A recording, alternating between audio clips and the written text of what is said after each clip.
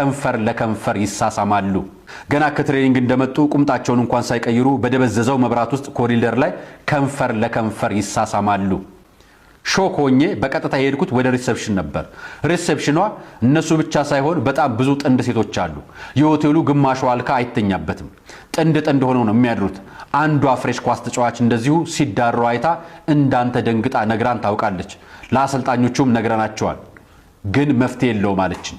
እኔም በማግስቱ እነሱ ካሉበት ፍሎር ወርጄ ግራውንድ ያስኩኝ። ጉዳዩ ስር የሰደደ ቢሆንም ለመናገር በተለይ ንጹሃኑን ኳስ ተጫዋቾች ስለሚጎዳ በብዙሃኑ ዝም የተባለ ጉዳይ ነውና ዝም አልኳለ። እና እንዲህ አይነት ነገር እያያችሁ ዝም ነው የምትሉት? ወንዴ ብርሃኑ አንተም ዝም ብለሃል።